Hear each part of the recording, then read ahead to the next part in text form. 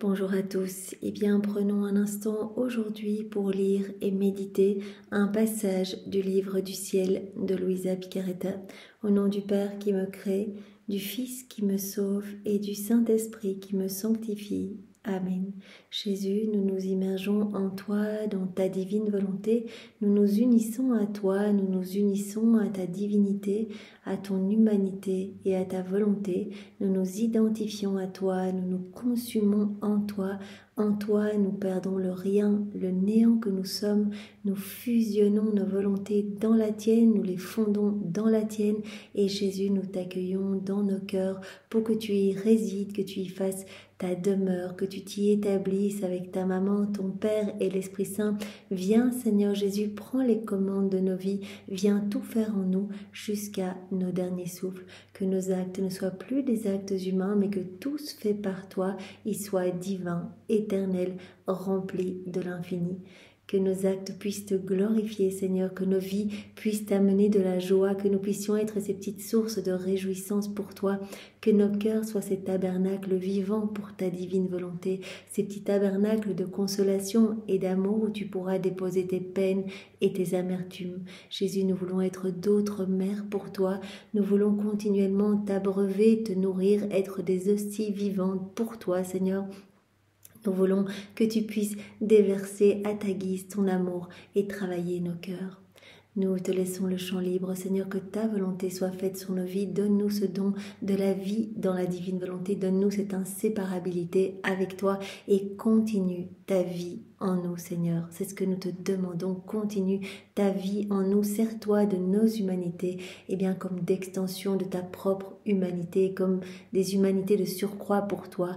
Oui, Seigneur, nous te donnons nos mains, agis à travers elles. Nous te donnons nos pieds, viens marcher dans chacun de nos pas, sanctifie-les, viens diviniser tous nos regards, viens respirer toi-même dans nos respirations, parler à travers nos lèvres, viens écouter à travers nos oreilles, penser à travers chacune de nos pensées, viens faire battre nos cœurs, que nos cœurs battent à l'unisson avec ton Sacré-Cœur, que ce soit ton Sacré-Cœur qui palpite dans le nôtre et qu'à chacune de ces palpitations, tu puisses entendre des milliards de « Jésus, je t'aime, je t'adore, je te loue, je te bénis, je te remercie, je te glorifie, je t'honore, je t'embrasse avec ta volonté à toi, au nom de toutes les générations humaines. » Qu'à chacune de ces palpitations, à chacun de nos mouvements externes et internes, tu puisses entendre cette demande que nous te faisons, l'établissement du royaume de ta divine volonté, que ton royaume vienne s'établir le plus rapidement possible sur la terre, que tous les hommes puissent être profondément transformés, que tous puissent te reconnaître, t'aimer, que tu puisses reprendre cette place d'honneur au milieu de tes enfants, Seigneur. Nous voulons aujourd'hui répondre à ton amour, te remercier pour cet amour brûlant, trop souvent couplé à un amour délirant, un amour souffrant de te voir rejeté. Aussi, Seigneur, nous rentrons dans cette douce danse d'amour avec toi et au nom de tous les hommes de tous les temps, nous répondons à ton amour, nous te disons que nous voyons ton amour partout, que ce soit dans l'œuvre de la création, dans l'œuvre de la rédemption, de la sanctification, nous voyons ton amour et nous y répondons, Seigneur. Nous unissons nos je t'aime au tien, à ceux de ta maman, à la perfection de l'amour du Père, de l'Esprit Saint, l'amour trinitaire. À cet amour, nous ajoutons tous les actes d'amour de tous les saints, de tous les temps, et ce paquet d'amour, nous le plaçons sur chaque feuille, chaque tige, chaque brindille, chaque fleur, chaque plante, chaque semence que ces semences vont produire, sur chaque atome de terre, tout ce que la terre comprend, chaque molécule d'air, chaque particule de lumière sur le soleil, ses rayons, ce que ces rayons vont toucher, les étoiles, leurs sentiments, les planètes, les galaxies, la lune, dans l'immensité des cieux. Chaque goutte d'eau, chaque insecte, animal, bestiole, chaque poisson, chaque algue, chaque minéraux, chaque corail, chaque caillou, chaque grain de sable, chaque grain de poussière, chaque flocon de neige, dans les plaines, les vallées, les montagnes. Voilà, partout, Seigneur, nous inondons l'espace de notre amour pour toi. Nous voulons encore et toujours parcourir l'œuvre de la rédemption et y placer ce paquet d'amour également à chaque instant dans tout ce que tu as vécu, tout ce que tu as vu, tout ce que tu as à manger, tout ce que tu as bu. Nous inondons chacun des mystères de ta vie, eh bien, avec cet amour, Seigneur. Nous voulons te suivre, suivre ta maman, et dans tout ce que vous voyez, sentez, touchez, regardez, piétinez, portez sur toutes les personnes autour de vous, les éléments créés autour de vous, eh bien, nous inondons l'espace de cet amour pour toi, Seigneur, pour ta maman, et nous voulons nous consacrer à vos deux cœurs unis, nous unir à vos deux cœurs unis. Nous voulons également reprendre tout l'amour que tu as placé à chacune des nanosecondes de ton existence. Nous voulons reprendre tout l'amour de ta maman, tous vos actes, toutes vos paroles, tous vos mouvements, tous vos pas, vos battements de cœur, vos peines, vos souffrances, vos réparations, vos prières, vos joies. On reprend tout puisqu'on est propriétaire de tout dans la divine volonté. On reprend tout, on ajoute nos petits je t'aime et on réoffre tout au pied de la majesté suprême, à notre Père chéri, pour lui demander l'établissement du royaume de la divine volonté, que toutes les âmes puissent être sauvées, que les pécheurs puissent se convertir et que plus aucune âme ne se perde, Seigneur, parce que tu souffres tant quand les âmes s'arrachent de ton cœur pour aller se perdre. Alors nous entendons toutes te les ramener, comme Louisa te le disait, mais Jésus, mais parlons de ta divine volonté, parlons du salut de toutes les âmes, parlons de ton amour pour les hommes. En fait, tu aimes quand on parle des âmes, qu'on veut les sauver avec toi, qu'on veut réparer avec toi, qu'on veut te bénir au nom de tous, t'aimer au nom de tous. Tu aimes quand nous prenons ce temps vraiment pour te tenir compagnie, être près de toi et te donner l'amour, la gloire, l'honneur que tu aurais dû recevoir des hommes s'ils n'avaient pas quitté ta divine volonté. Jésus, nous voulons encore parcourir rapidement tous les sacrements pour placer ce paquet d'amour que nous avons placé dans l'œuvre de la création et dans l'œuvre de la rédemption, puisque tu l'as dit, tu ne peux pas donner tous les fruits attachés à ces sacrements parce que les âmes sont mal disposées. Aussi, dans le sacrement du baptême, le sacrement de la confirmation, du mariage, de la réconciliation, de l'ordre des malades, et dans le Saint-Sacrement, nous plaçons notre amour, Seigneur, toujours notre amour uni au tien pour t'offrir un amour parfait. On offre Dieu à Dieu dans la divine volonté, et partout dans ces sacrements on ouvre nos cœurs et on dit Seigneur, déverse tous les fruits de tes sacrements. Nous sommes accueillants à tout l'amour que tu veux nous donner, parce que nous allons tout accueillir, nous allons ajouter notre petite note personnelle de tendresse pour tout te réoffrir au nom de tous. Et nous voulons particulièrement, Jésus, nous trouver avec toi dans les mains de chaque prêtre qui te consacre pour te recouvrir de ta beauté, de ta sainteté, de ta puissance, de ta pureté. Seigneur, nous voulons nous trouver dans chaque tabernacle, nous prosterner à tes pieds, t'adorer avec la puissance, la sagesse, l'amour de ta divine volonté. Nous voulons, Seigneur, te dire oui dans chaque cœur qui t'a reçu, qui te reçoit, qui te recevra, te dire oui, je t'accueille et je t'aime, Seigneur, mais viens dans mon cœur et fais tout en moi, je te fais confiance, tu es mon amour, tu es mon roi, tu es mon bien, tu es mon tout, et je t'aime, Seigneur. Voilà, c'est comme ça que nous réparons, nous pouvons t'offrir, Jésus, toutes ces prières au nom de toutes les personnes, et nous voulons, comme tu l'as demandé à Louisa, planter dans notre cœur et dans tous les cœurs ta couronne d'épines, Seigneur, pour faire ressortir de nos cœurs tout ce qui est ni toi, ni de toi, ni pour toi, et tous nos relents d'orgueil, de corruption, nos malhonnêtetés, que tout puisse sortir de nos cœurs, et nous laissons une épine dans notre cœur et dans tous les cœurs, pour vraiment que nos cœurs soient scellés, vraiment que nous puissions t'instituer le roi de tous nos cœurs, Seigneur, et que rien en dehors de toi ne puisse rentrer en nous, Seigneur, que vienne le royaume de ta divine volonté.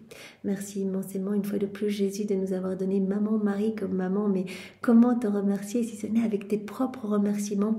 Merci, elle est si douce, si merveilleuse, si magnifique, si patiente, elle se trouve à nos côtés pour nous relever après chacune de nos chutes et nous ramener dans ton cœur, Seigneur, nous ramener dans tes bras, parce que tout ce qu'elle veut, c'est que nous t'offrions nos vies. Alors nous sommes là et nous t'offrons nos vies, nous sommes avec maman Marie et nous t'offrons notre grand oui, pour que tu puisses œuvrer dans notre cœur, continuer l'œuvre de la création dans notre cœur, que tu puisses nous transformer, nous façonner à ta ressemblance, nous donner cette sainteté divine que tu veux donner à chacun de nous. Merci encore, Jésus, encore et toujours pour ta miséricorde infinie.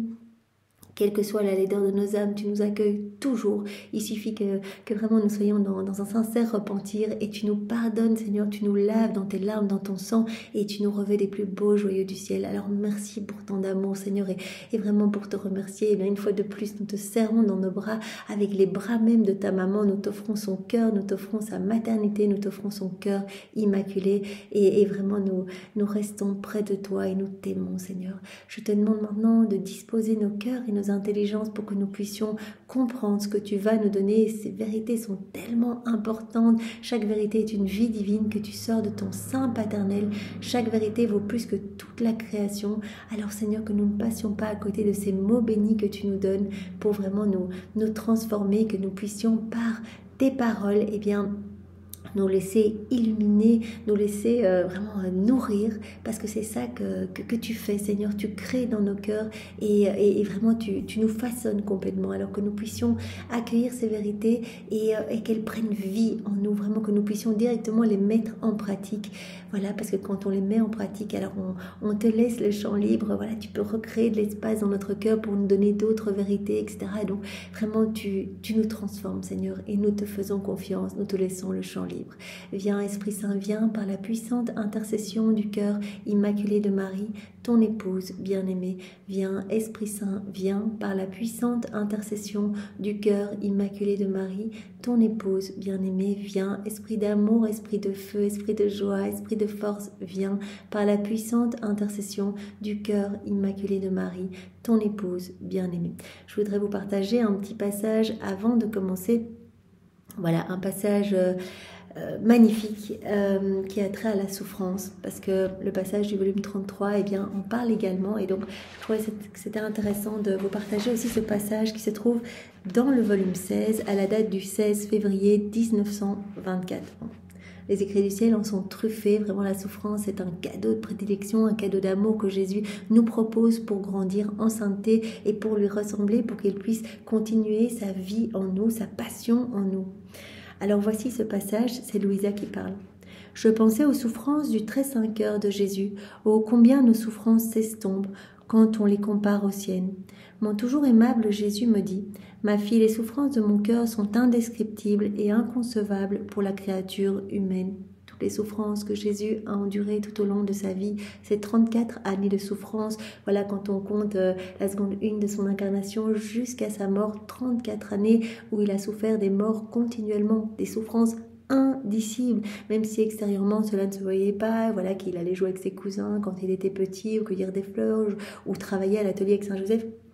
Tout au long de sa vie, même quand il parlait avec ses apôtres, on ne pouvait pas se douter de toutes ces souffrances intérieures. Jésus, en fait, refaisait toutes nos vies dans la divine volonté. Il reprenait tous nos actes déconnectés de sa divine volonté. Il vainquait tout avec sa volonté humaine. Il refaisait tout avec sa divine volonté. Et cela lui causait des petites morts continuelles.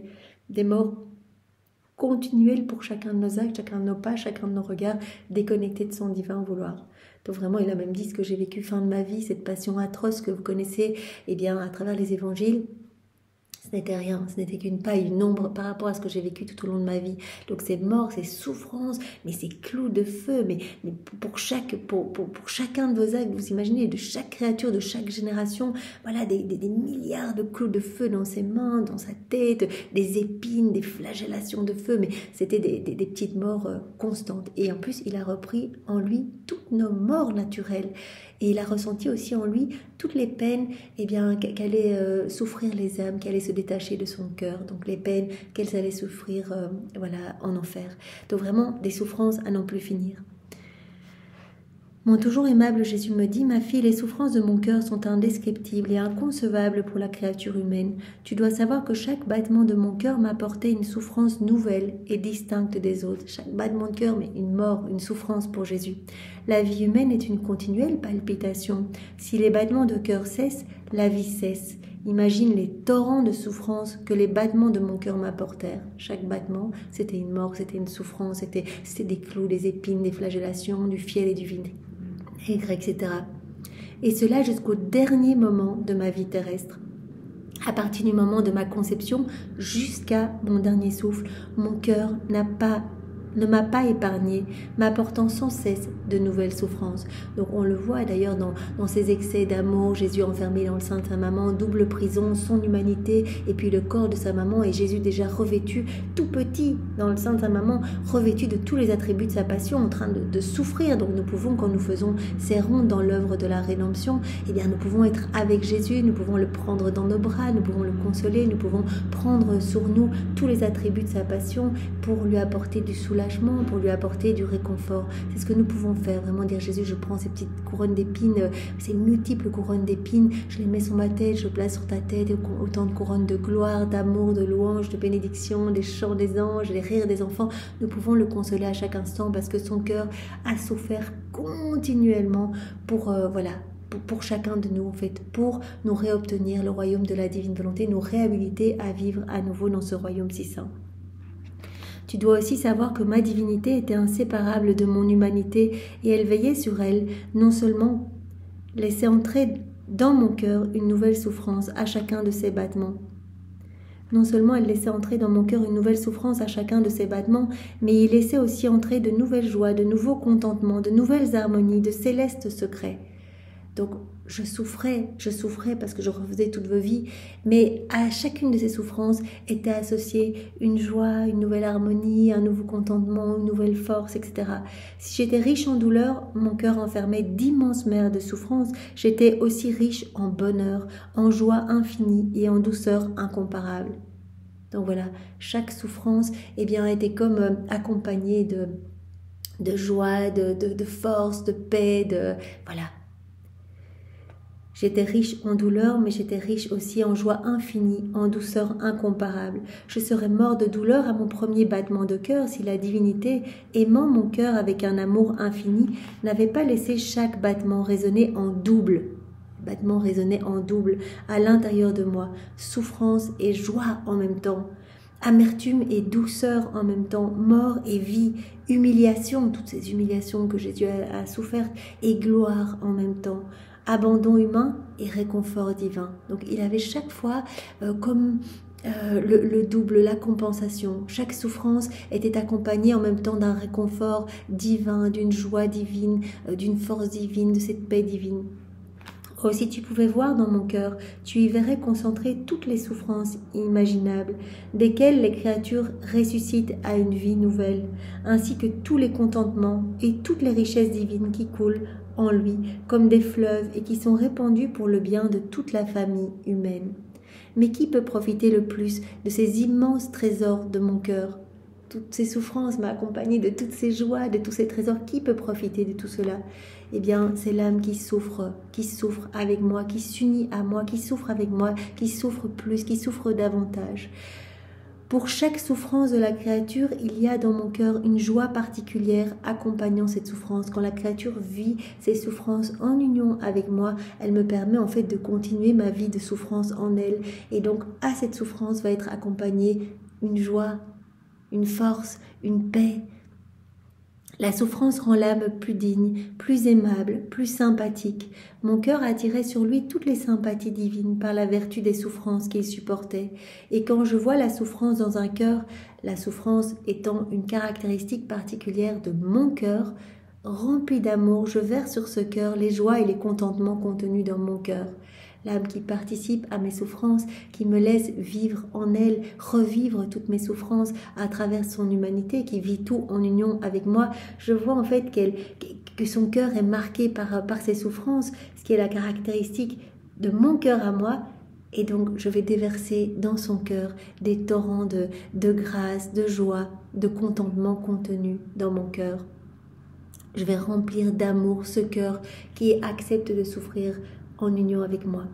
Cependant, quand mon cœur veut laisser mes joies accompagner la douleur que j'envoie à une créature, mais qu'elle ne trouve pas en elle l'amour de la souffrance et la véritable résignation comme celle que renfermait mon propre cœur, mes joies ne trouvent pas la manière d'entrer dans ce cœur souffrant et chagriné, je laisse ces joies revenir en moi.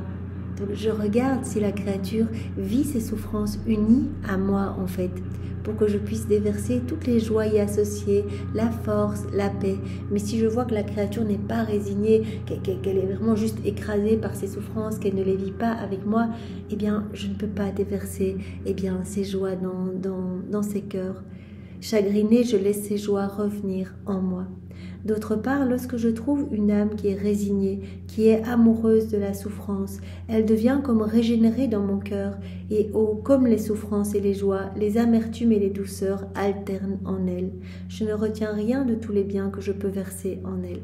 Donc c'est très important. Ce passage nous montre voilà, qu'il faut vivre nos souffrances du quotidien en disant que ta volonté soit faite. Seigneur, c'est toi qui continues tes souffrances en moi. Je te laisse cette autorisation. Je vis tout en union avec toi dans ta volonté pour que mes souffrances portent les fruits de tes souffrances rédemptrices.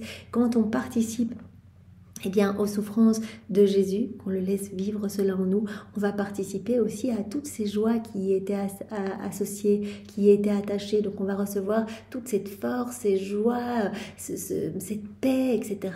Donc vraiment, on va tout vivre avec Jésus. Voilà, je ne retiens rien de tous les biens que je peux verser dans la créature qui souffre en union avec moi. Donc c'est vraiment très beau. Là, Jésus nous montre vraiment combien il va nous aider en fait. Vraiment, il nous demande de lui offrir toutes nos souffrances. C'est pour cela que Louisa, elle reprenait même ses vieilles souffrances du passé qu'elle avait vécues dans sa volonté propre ou même en se révoltant, etc. Elle les reprend toutes pour n'en perdre aucune. Ça a tellement de poids. Elle les récapitule et elle les unit à Jésus. Elle les offre à Jésus. Elle les refait dans la divine volonté. Elle les revit dans la divine volonté. Elle les plonge dans l'acte unique et éternel d'amour de Dieu. Et Jésus lui avait même dit, mais comme je suis touchée, quand je vois l'ingéniosité d'une créature qui vient reprendre ses vieilles souffrances du passé pour me donner plus de gloire, parce que cela glorifie Jésus quand on les vit vraiment avec amour et résignation. On porte notre croix. Et en fait, on devient comme l'ange de Jésus. Voilà, on l'accompagne, on est avec lui, on lui tient compagnie dans ses souffrances. Donc c'est vraiment très beau. Alors maintenant, je vous propose de méditer ensemble donc ce passage du volume 33, celui dont la date est le 14 janvier 1934. Seigneur, toujours dans ta divine volonté, unie à toi et pour ta gloire, parle à travers mes lèvres, Seigneur, et que ce moment puisse vraiment être de ramener des âmes, une rafle d'âmes pour toi, Seigneur, que les âmes puissent être touchées, que d'autres puissent se sanctifier, se convertir. Voilà, nous savons bien que quand nous te laissons agir en nous, voilà, toi, tu agis et tu vas chercher les cœurs, Seigneur. Alors, c'est Louisa qui parle. Je suis sous la pluie du divin fiat qui pénètre jusqu'à la moelle de mes os et qui me dit « Fiat, fiat, fiat ». Je l'appelle sans cesse à former sa vie dans mes actes, son battement dans mon cœur, son souffle dans le mien, sa pensée dans mon esprit. J'aurais voulu pouvoir m'attacher le divin vouloir pour former sa vie en moi.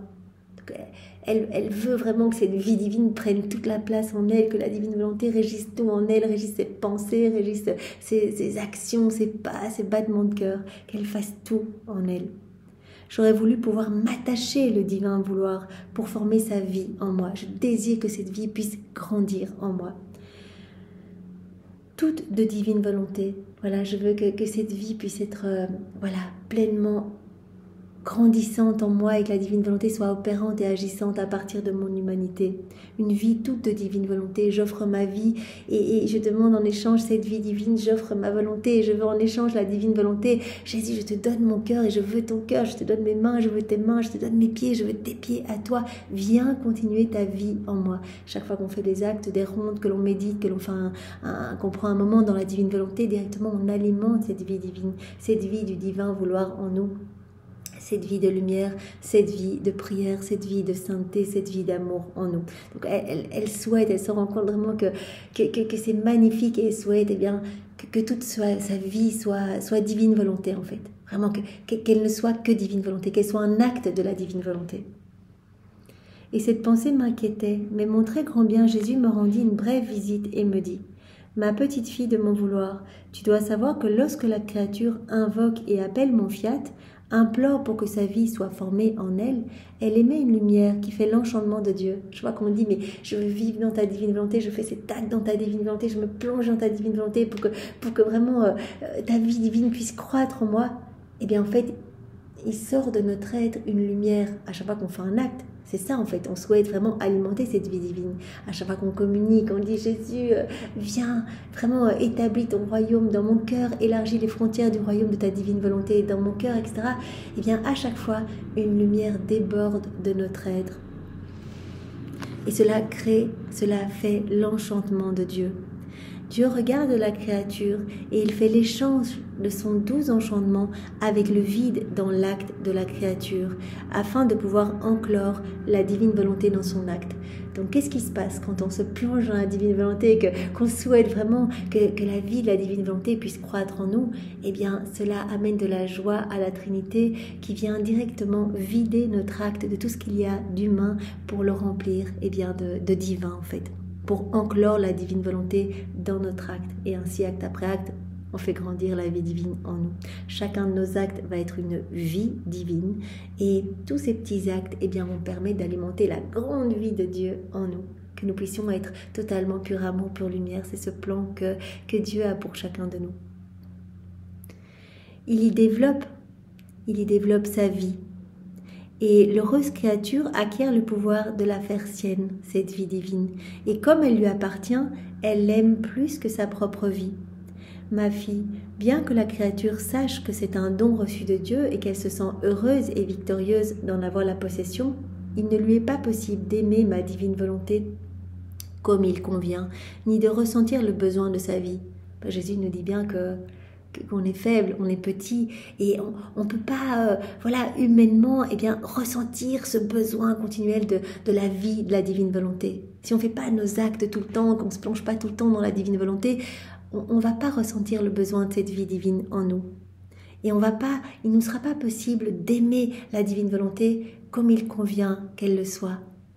Donc c'est vraiment en faisant nos actes que vraiment cette vie prend de plus en plus de place en nous, que nous nous gorgeons de plus en plus de lumière, des choses du ciel. À chaque acte que l'on fait, on autorise Jésus pour qu'il puisse... on l'autorise à retirer de notre cœur des choses profondément humaines résultant de notre volonté propre pour y placer des choses du ciel. Et donc cette vie croît en nous et nous l'apprécions.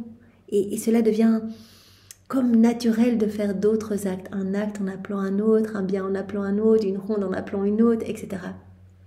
Et donc au plus on va se plonger dans la divine volonté, au plus on va faire nos actes et désirer vraiment que cette vie divine puisse croître en nous, notre âme s'illumine, s'embellit et on alimente cette vie divine et on la ressent de plus en plus en fait, on la ressent en nous. Ma volonté ne peut pas se développer sinon en toute liberté dans la créature. Par conséquent, le fait de l'appeler tout le temps, viens divine volonté faire cela en moi, viens divine volonté manger en moi, viens divine volonté parler à travers mes lèvres, viens divine volonté écouter à travers mes oreilles, viens divine volonté penser à travers chacune de mes pensées, viens faire battre mon cœur, viens dans chacun de mes mouvements, viens dans chacun de mes pas, viens tout faire en moi divine volonté comme en Jésus dans sa divine humanité. Le fait de l'appeler tout le temps, de nous plonger dans la divine volonté, de faire nos actes, de faire nos rondes, cela nous dispose à ressentir le besoin de sa vie. Au plus on va faire des actes, au plus on va ressentir vraiment qu'on veut cet échange de vie, qu'on veut vivre dans la divine volonté, qu'on veut tout donner pour recevoir ce don. Cela nous dispose à ressentir le besoin de la vie de la divine volonté et à l'aimer, à vouloir acquérir ce don. Et on va le demander de plus en plus. Tu ressens le grand bien de posséder sa vie. On va ressentir de plus en plus cette vie croître en nous. On va voir notre tempérament changer. On va goûter aux choses du ciel. Notre palais va s'habituer aux mets délicieux et célestes. On ne voudra plus goûter aux mets de la terre. Les choses de la terre vont vraiment nous paraître ennuyeuses. On ne voudra plus cela. On ne voudra que la divine volonté parce qu'on sait que dans la divine volonté, il y a tout. Donc, au plus, on va se plonger dans les écrits du ciel. Au plus, on va avoir envie de demander ce cadeau. Parce que c'est ça que Jésus fait. Il nous met l'eau à la bouche pour qu'on ait cette soif, ce désir de demander continuellement l'établissement du royaume de la divine volonté dans notre cœur, mais aussi dans tous les cœurs. Que nous puissions travailler à l'avènement de ce royaume. Tu l'aimeras alors comme elle mérite d'être aimée. Voilà, donc au plus on va faire des actes, on va appeler la divine volonté, au plus on va ressentir sa vie en nous, on va l'apprécier, on va la désirer encore plus parce qu'à chaque acte, Jésus dit là de notre cœur pour nous donner plus. Il vient vraiment à chaque fois nous gorger de davantage de cadeaux, de lumière, de sainteté, de béatitude, etc. Donc on va vouloir de plus en plus vivre dans la divine volonté et laisser sa vie prendre davantage de place en nous. Et on va l'aimer alors comme elle mérite d'être aimée. Donc c'est vraiment en l'appelant qu'on va se disposer, qu'on va pouvoir ressentir le besoin de sa vie en nous. Le fait de l'appeler te dispose à cela, et tu ressens le grand bien de posséder sa vie. Tu l'aimeras alors comme elle mérite d'être aimée et tu la garderas jalousement pour ne pas perdre un seul de ses souffles. Donc chacun de nos actes, chacune de nos rondes, chacune de nos méditations, voilà, alimente cette vie et au plus elle grandit en nous, au plus on a envie qu'elle grandisse encore, on a envie vraiment d'être regorgé de lumière et on ne souhaite que cela, on pleure pour recevoir ce don. Pour le moment, Jésus nous prête à chaque fois sa volonté pour que nos actes soient éternels, infinis, remplis du ciel, etc. Soit complet, lui apporte une gloire parfaite et infinie.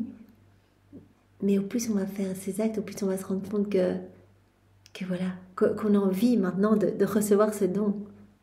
Plus que Jésus nous prête à chaque fois sa volonté, mais que la divine volonté soit souveraine en nous, qu'elle prenne toute la place en nous, qu'elle opère à chaque instant, à chaque nanoseconde, qu'elle régisse complètement toute notre vie.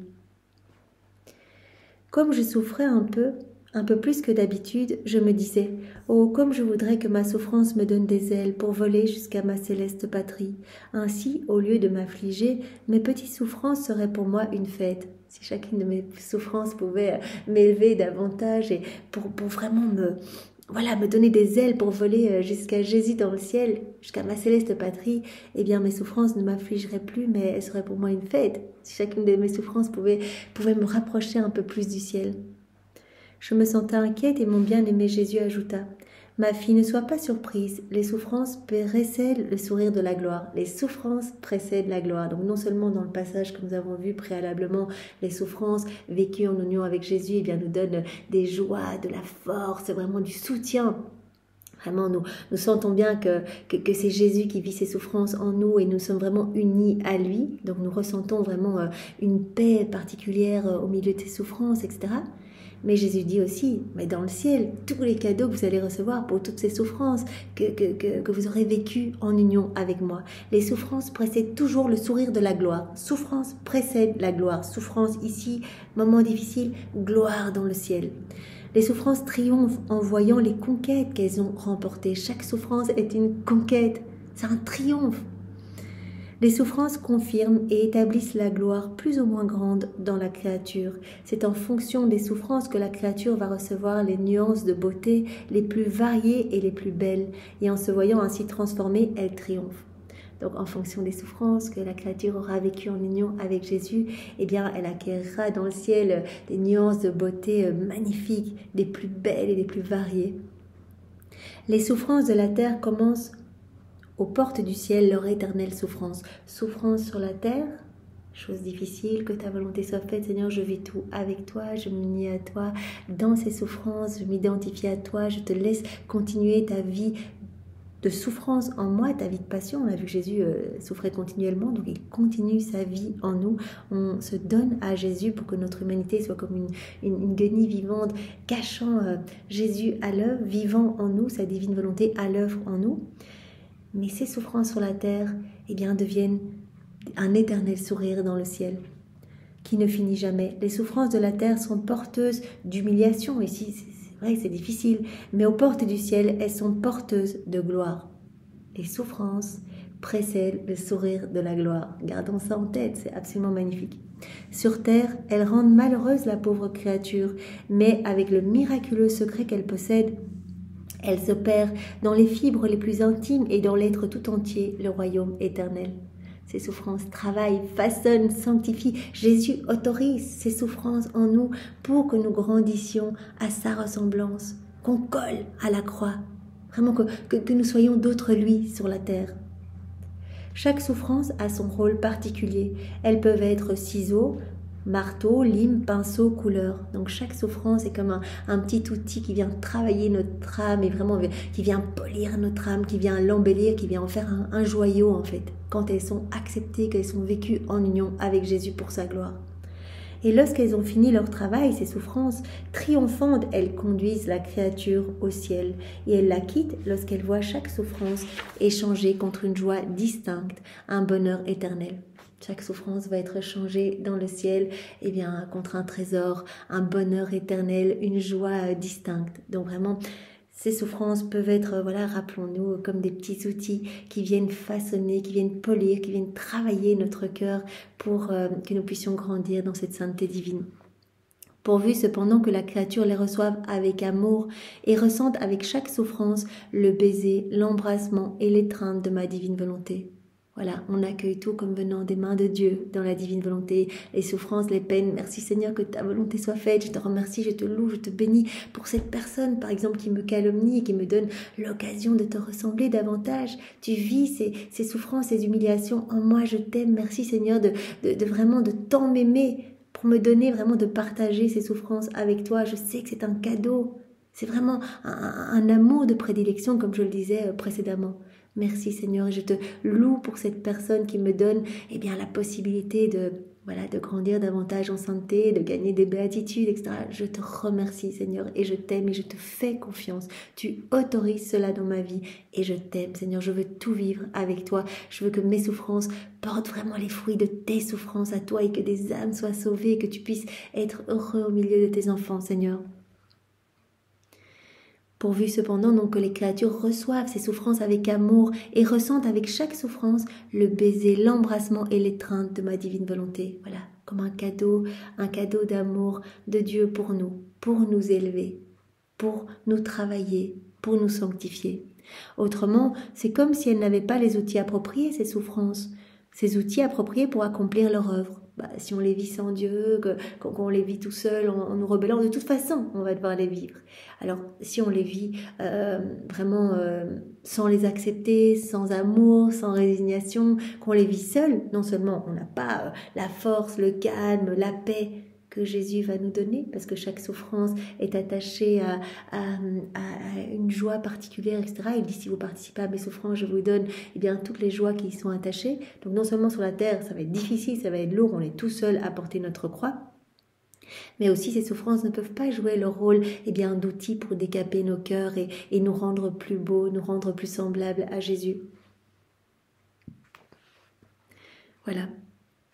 Veux-tu savoir qui est la souffrance ?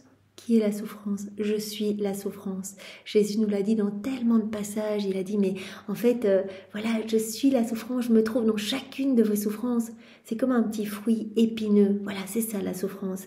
Et quand vous voyez ce petit fruit, vous n'avez pas envie de le manger. Mais si vous acceptez avec amour, résignation, que vous prenez le temps d'enlever cette coque épineuse, vous allez peut-être vous blesser les mains, mais prenez ce temps et vous allez me trouver à l'intérieur. Je suis dans chacune de vos souffrances. Ou alors cet exemple qu'il nous donnait, voilà, la souffrance vient vous lacérer le cœur, mais c'est comme une flèche. Mais de l'autre côté de la flèche, c'est moi qui suis accrochée, en fait. Donc d'un côté, c'est la lance qui vous transperce le cœur, et de l'autre côté, je suis là, vous êtes attachés à moi, parce que cette souffrance, c'est moi, en fait. Je suis dans chaque souffrance.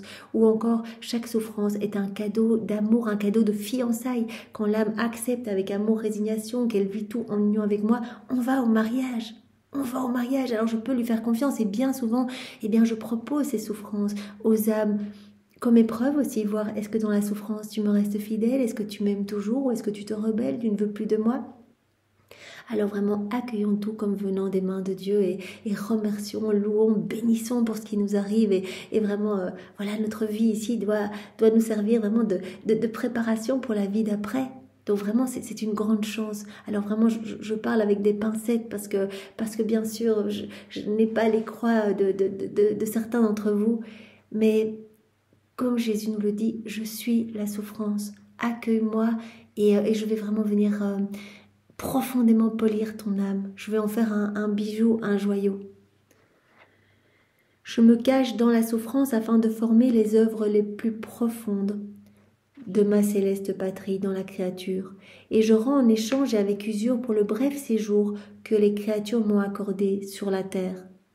Je suis emprisonnée dans la pauvre prison de la créature afin de continuer ma vie de souffrance sur la terre.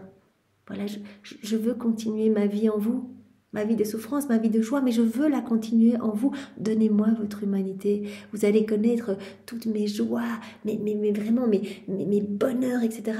Ces mers de calme, de force, etc. Vous allez aussi connaître les souffrances que j'ai connues, les humiliations, les calomnies. Je veux continuer ma vie en vous. Il est donc juste que ma vie reçoive ses joies, ses bonheurs, son échange de gloire. Voilà, comme vous m'autorisez à vivre en vous, quand vous acceptez vos souffrances en union avec moi, voilà, je les vis en vous.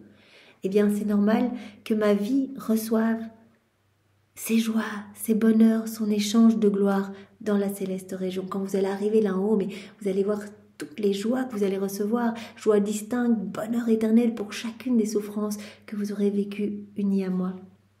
Par conséquent, cesse d'être surprise si ce sont tes souffrances qui sourient avec les victoires, qui sourient avant les victoires, pardon, avant les triomphes et les conquêtes. Voilà, donc chaque souffrance, eh bien, comme dit Jésus, précède le sourire de la gloire dans le ciel.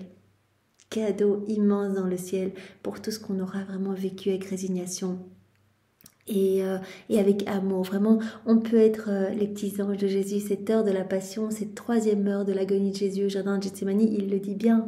Il a demandé à son père de l'aide, son père lui a envoyé un ange et dit, en fait, toutes les fois où vous acceptez vos peines, en fait, vous vivez tout par amour pour moi, eh bien, vous êtes vraiment mes petits anges. Vous êtes près de moi, vous m'apportez du soutien, du soulagement. Ou bien alors vous êtes avec moi le long du chemin du calvaire et vous portez cette croix avec moi. Vous m'apportez du réconfort, vous venez panser toutes mes plaies, vous venez me nourrir, vous venez m'abreuver, vous remettez mes cheveux, vous essuyez les crachats. Vous êtes vraiment, eh bien, ces petites âmes consolatrices, ces petites sentinelles d'amour. Merci Seigneur, c'est vraiment ce que nous voulons être. Alors vraiment, donne-nous la grâce de porter nos croix, Seigneur. C'est que tu nous proposes dans nos quotidiens de les porter toujours unis à toi, Seigneur. Vraiment, nous immergeons dans ta volonté, dans ton amour pour tout vivre, totalement identifié à toi. Et nous te remercions, Seigneur, nous te remercions avec tes propres remerciements pour tout ce que tu autorises dans nos vies. Sois loué, béni et glorifié au nom de tous. Au nom du Père et du Fils et du Saint-Esprit. Amen. Et je vous demande pardon pour tous ces bruits là autour. Voilà, sur chacun de ces bruits, nous plaçons nos je t'aime pour toi, ne perdons rien, nous plaçons nos actes de louange, de bénédiction, d'amour, voilà, sur tout ce qu'on a pu entendre, peut-être, voilà, qui nous ont un petit peu emmenés, voilà, distraits. Eh bien, Seigneur, nous réparons et vraiment, nous refaisons tout ce moment dans ta volonté, dans ton amour et nous inondons l'espace de nos actes de remerciement et de bénédiction pour toi, Seigneur, au nom de tous tes enfants. Au nom du Père et du Fils et du Saint-Esprit. Amen. Soyez tous bénis. Au revoir.